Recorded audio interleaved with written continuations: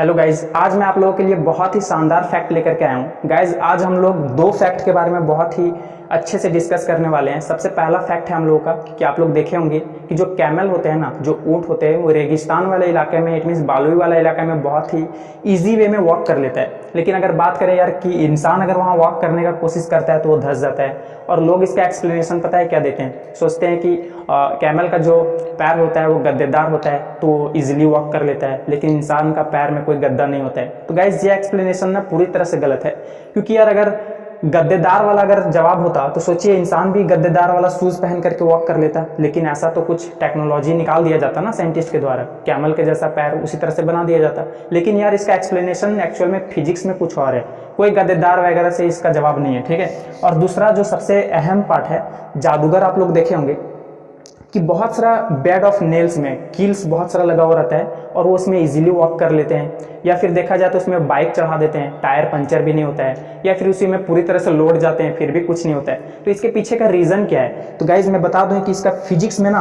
Answer अगर बताऊं, reason बताऊं, तो एक ही चीज़ से रिलेटेड है जिसको हम लोग बोलते हैं प्रेशर, ठीक है। अगर ये फंडा अगर आप लोग समझ गए ना तो आप लोगों को कोई भी चीज़ जवाब दे सकते हो बहुत ही इजी वे में। तो हम लोग इसको आज दो तरीके से समझेंगे, ठीक है, प्रेशर से रिलेटेड। तो पहला चीज़ हम लोग पढ़ने वाले हैं, है ना, इसका दो टाइप में हम लोग कैटेगराइज कर दिया हूँ।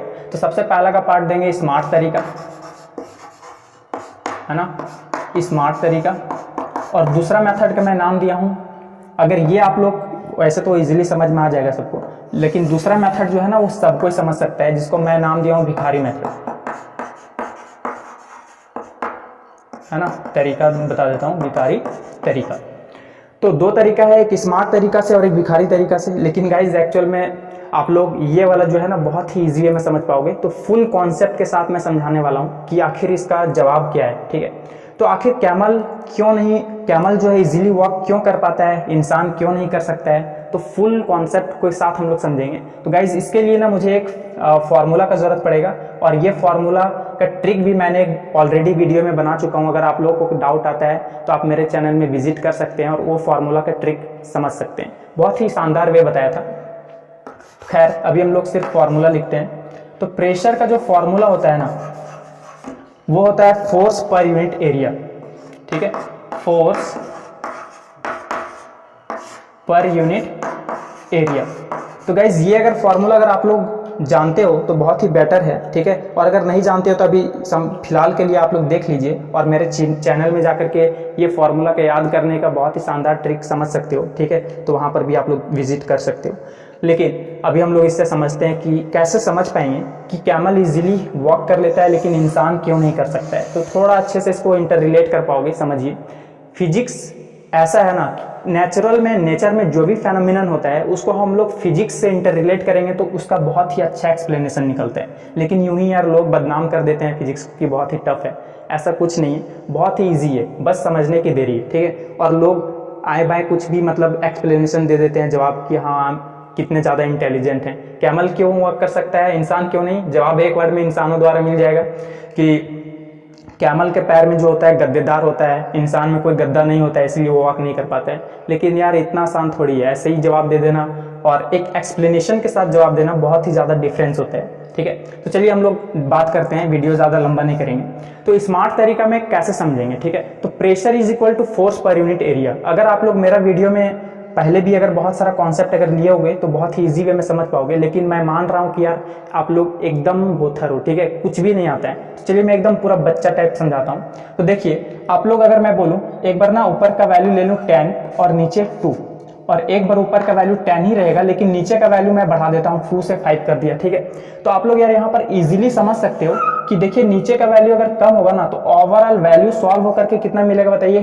5 मिलेगा, ठीक है। और अगर नीचे का वैल्यू बढ़ा दिया तो ओवरऑल वैल्यू जो सॉल्व होकर के मिलने वाला है वो कितना मिलेगा बताइए? 2 मिलेगा। तो गाइज यहाँ पर आप लोग ना एक बहुत ही अच्छा कॉन्सेप्ट ले सकते हो कि नीचे का वैल्यू अगर छोटा तो ओवरऑल वैल्यू बड़ा, लेकिन नीचे का वैल्यू यार अगर बड़ा हो जाता है ना तो ओवरऑल वैल्यू सॉल्व होकर के छोटा मिलता है। बोले हाँ यार ये तो बात सही है, लेकिन आप इससे क्या समझाना चाह रहे हो? तो देखिए मैं दो चीज़ लिखूंगा।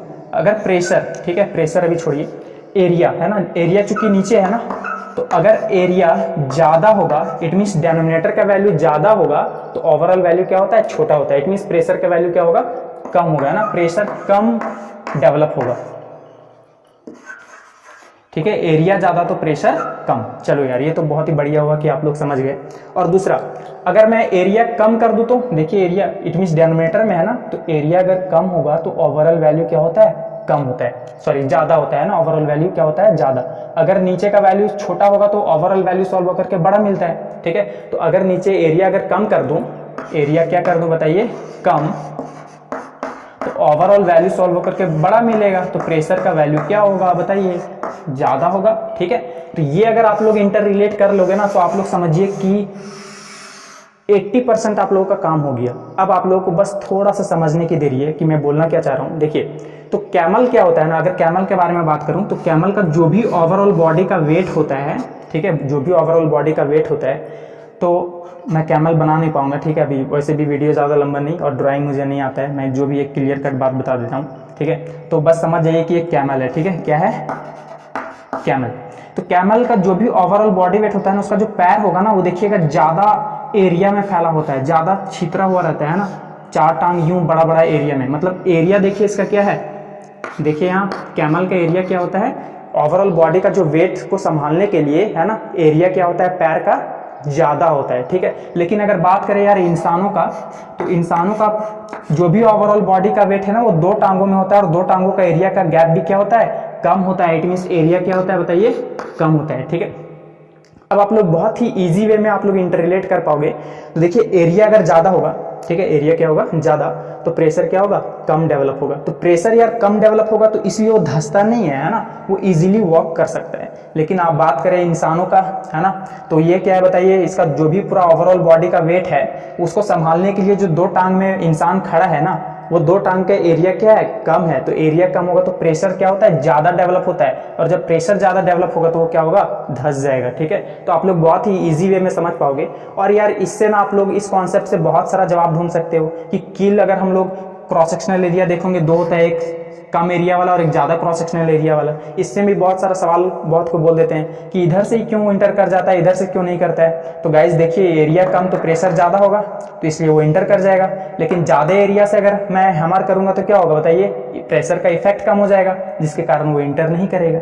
बहुत ही शानदार जवाब है ये सब, आप लोग एक से एक फैक्ट बना सकते हो अगर ये प्रेशर का कॉन्सेप्ट समझ गए तो। ठीक है, अब बात करता हूँ वो जादूगर वाला। ठीक है, तो गाइज मैं बता दूं कि जादूगर वो जो कराता है ना, कि बहुत सारा नेल्स में यूं लोट के दिखा देता है या फिर बाइक चढ़ा के दिखा देता है, तो गाइज वो बहुत ही ईजी है, आप लोग भी कर सकते हो। बोले कैसे, देखिए, अगर एक किल में अगर वो खड़ा होगा ना, तो क्योंकि जो भी ओवरऑल बॉडी का वेट है, वो जो भी ओवरऑल बॉडी का वेट है वो होगा क्या, कि जो भी प्रेशर डेवलप करेगा वो इस क्रॉस सेक्शनल कम एरिया पर डेवलप करेगा। तो एरिया कम है ना, तो एरिया कम है तो क्या होगा बताइए, प्रेशर ज़्यादा होगा और वो इंटर कर जाएगा। लेकिन अगर बहुत सारा बेड ऑफ नेल्स में अगर खड़ा है ना, तो क्या है, ज़्यादा एरिया पे खड़ा है वो, ठीक है, ज़्यादा नेल्स पे खड़ा है, तो उसका ओवरऑल बॉडी का जो वेट है वो एक्चुअल में डिस्ट्रीब्यूट हो जाएगा इक्वल अमाउंट में, और हर जगह का इफेक्ट क्या हो जाएगा, कम हो जाएगा। इट मीन्स बोला चाहे तो यार ज़्यादा एरिया पे खड़ा है तो प्रेशर कम डेवलप होगा, ठीक है, जिसके कारण वो इंटर नहीं करेगा किल में, है ना, इजीली वो वॉक कर सकता है, या लोड जाए फिर भी कुछ नहीं होगा। ठीक है, अब हम लोग आते हैं भिखारी तरीका से। इसमें आप लोग बहुत ही इजी वे में कॉन्सेप्ट को समझ पाओगे। तो गाइज इसके लिए मुझे एक चीज़ का जरूरत पड़ेगा, कोई फॉर्मूला का जरूरत नहीं है, बस आप लोग यहाँ ध्यान से समझिए। देखिए, आप लोग ये तो मानते हो ना कि न्यूटन के लॉ के अनुसार अगर हम लोग किसी भी बॉडी पर अगर फोर्स अप्लाई करूं तो उतना ही ओवरऑल जितना हम लोग फोर्स अप्लाई किए उतना अपोजिट डायरेक्शन में मिल जाता है। अगर मैं इसमें एक घुसा मारूं धीरे से तो मुझे भी धीरे से चोट लगेगा, है ना, अपोजिट डायरेक्शन में। अगर मैं कस के घुसा मारूं तो उससे ज़्यादा, जितना कस के मारा उतना ज़्यादा मुझे भी इफेक्ट पड़ेगा। ठीक है, इट मीन्स ये एक्शन एंड रिएक्शन पेयर होता है न्यूटन के लॉ के अनुसार। ठीक है, तो आप लोग यहाँ पर देखे होंगे कि कैमल जो होता है ना, आप देखिए इसका जवाब मैं इससे देता हूँ, ठीक है, भिखारी तरीके से। तो इसमें ना हम लोग बोलते हैं इंटेंसिटी ऑफ फोर्स। ठीक है, अगर कोई इंसान कील वाला से पहले मैं स्टार्ट करता हूँ। ठीक है, अगर कोई इंसान एक कील पर खड़ा है ना, तो जो भी ओवरऑल बॉडी का वेट है, जो फोर्स अप्लाई हो रहा है ना, वो कम एरिया पे हो रहा है। ठीक है, अब ये भी क्या करेगा, जितना ओवरऑल बॉडी का वेट के कारण जो फोर्स अप्लाई हो रहा है, ये भी इसको अपोजिट डायरेक्शन में देगा। तो बताइए, ये अपोजिट डायरेक्शन में देगा तो एक कम एरिया पे देगा ना, तो इफेक्ट क्या होगा, ज़्यादा होगा और वो इंटर कर जाएगा।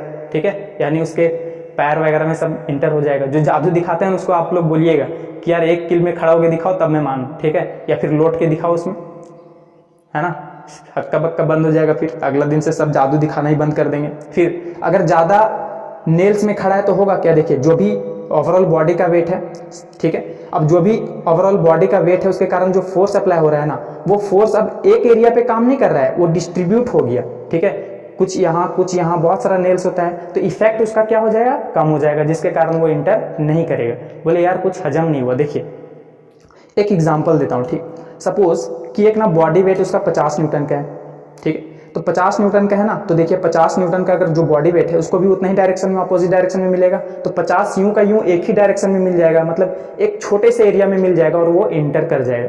लेकिन सपोज ना कि एग्जाम्पल के तौर पर अगर वो 4 किल पे खड़ा है ना, अब 50 का अगर उसके पास है, ये सपोज कीजिए 2 किल पे खड़ा है, ठीक है। 2 है तो ओवरऑल बॉडी का वेट के कारण फोर्स सपोज कीजिए कि 50 लग रहा है, लेकिन अब 50 फुल्ली जो है एक क्रॉस सेक्शनल एरिया पे काम नहीं करेगा, वो डिस्ट्रीब्यूट हो जाएगा हर किल में। अभी 2 किल है ना, तो इक्वल अमाउंट में डिस्ट्रीब्यूट होगा, तो कितना होगा बताइए, 25। तो बताइए पहले के मुकाबले जो एक एरिया में 50 का फोर्स अप्लाई हो रहा था, अब कितना होगा बताइए, 25 डिस्ट्रीब्यूट हो गया ना। और ज़्यादा किल होगा तो और कम अमाउंट में डिस्ट्रीब्यूट हो जाएगा, जिसके कारण क्या होगा, इफेक्ट कम हो जाएगा।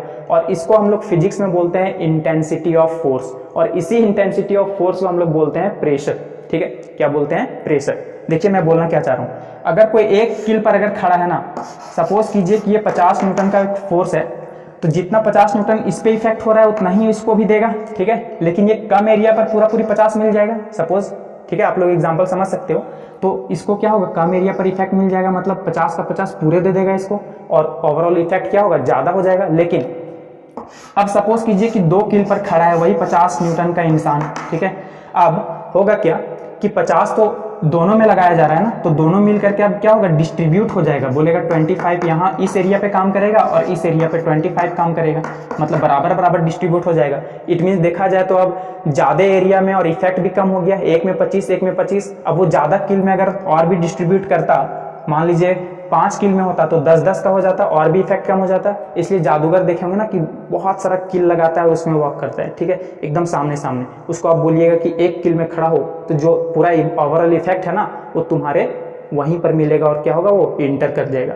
फिर वो अगला दिन से जादू दिखाना ही भूल जाएगा। उसी तरह से कैमल में भी आप लोग यार जवाब दे सकते हो कि जो भी ओवरऑल बॉडी का वेट है ना, सैंड में जो भी ओवरऑल बॉडी का वेट है, क्योंकि ज़्यादा एरिया पे फैला हुआ रहता है उसका पैर, तो ओवरऑल बॉडी का वेट है तो ज़्यादा एरिया पर है, ठीक है।